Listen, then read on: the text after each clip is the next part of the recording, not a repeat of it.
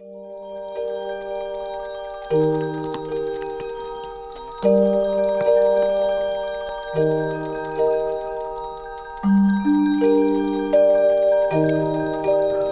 it's always been my dream to be a footballer, like ever since I was a little kid and playing football on the road and my back garden and stuff like that, and just been a dream really ever since I was a little kid.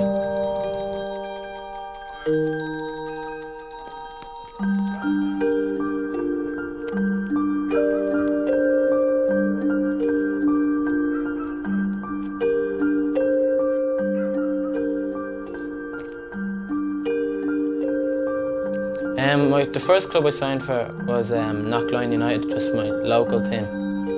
Then under 11s I moved down to Crumlin to Lord Celtic because the manager asked me to join, so played there for 4 years and I got the opportunity to go to England and signed here at Nottingham Forest.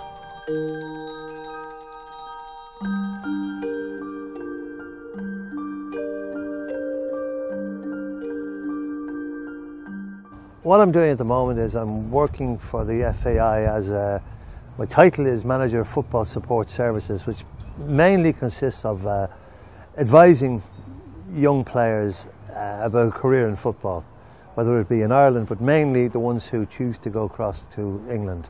I think I've been on to 5 other clubs, Newcastle, Liverpool, Aston Villa, Derby County and Ipswich. The dropout, the failure rate has improved, if you like. I mean, there's more success now, and success you sort of say, well, okay, the lad who actually goes on to make a career in football. Before I signed for Forest, I think I'd come on 5 trials, and then I got offered the contract. The level of facilities, like with Newcastle and Liverpool, the 2 Premiership clubs, had the best facilities, but the standard of football wasn't too much better. Like, there wasn't much of a difference in between all the clubs. The only main difference was how they like to play football. Like Nottingham Forest always like to play football and play out from the back compared to like other clubs. Derby County didn't really like to play football. They were more like play long ball and stuff like that, and that didn't really suit the way I like to play the game, so that's why I decided Nottingham Forest. Oh, there was a massive step up in what they were doing, because I mean, all of a sudden they're going from, say, training with the local club 2 nights a week, playing a game on a Saturday or Sunday, to suddenly going in maybe from 9 till 1 and then maybe 2 to 4 and really maximising when they're really fit then. Well, most mornings we'd wake up at 7:30, go downstairs in the digs into the kitchen for breakfast. You can make cereal or just beans on toast or scrambled egg or stuff like that. Then we'd go around to the stadium for 8 o'clock and usually go to the gym for 8:15 after we get changed and got our kit. Then we'd go up to the training academy on the bus with all the players for 9 o'clock. Begin training at 9:15. Begin training at 9:15. Finish up at 11:45. Back on the bus down to the stadium for lunch at 12. Then we'd have a bit of time off to about 1:30, I'd say. Back out to training in the afternoon for about 1:30 and finish up. We'd be finished at about 4 to go home back to the digs, relax for the afternoon. A lot of contracts were offered to young lads at a young age. Now, you can't turn professional until you're 17. So, okay, lads were going across there and they were being offered the pro contracts, 2 years, maybe 3 years, and actually signing on fees. But they were in with lads, English lads, or maybe lads from other countries, that didn't. So those other lads had to strive for a contract, whereas this lad has the contract.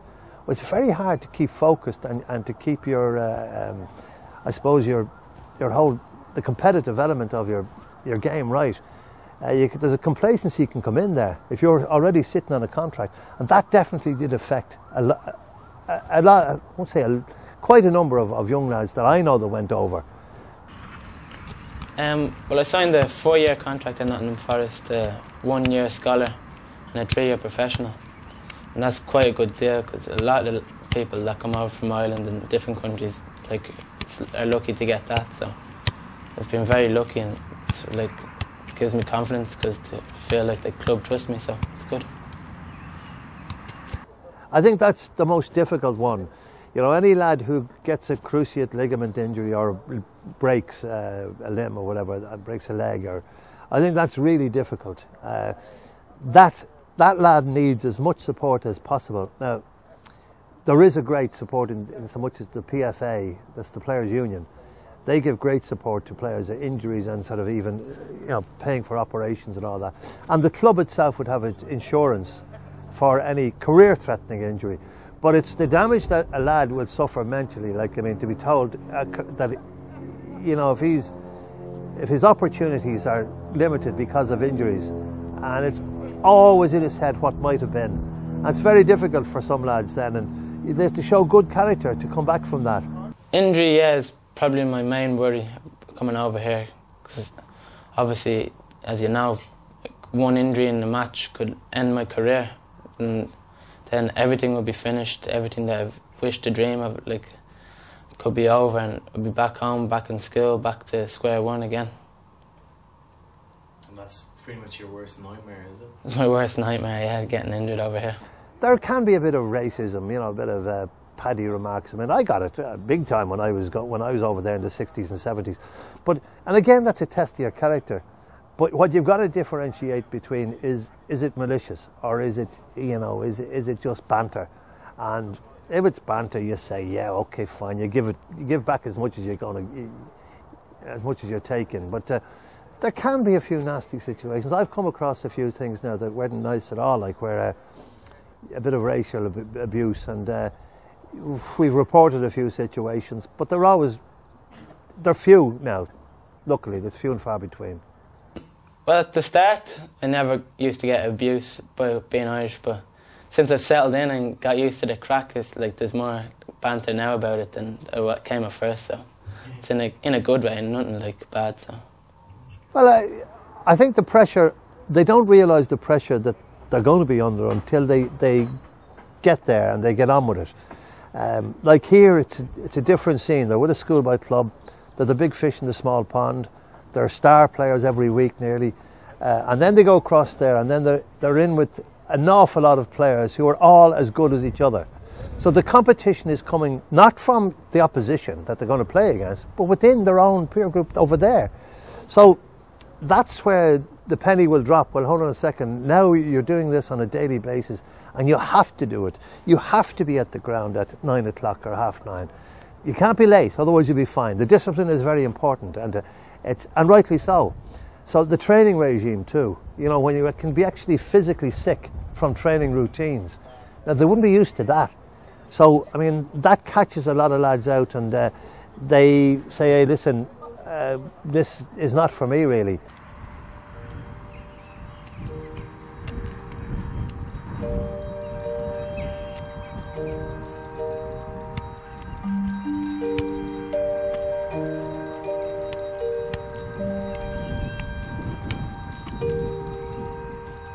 Yeah, I've come over at a young age, and I suppose pressure, there is a slight bit, like after leaving everything at home with school and friends, but just I feel confident in my footballing ability and that I can get far in the game and hopefully make first team and push for like a long career in the game, and then everything would be worth it after that.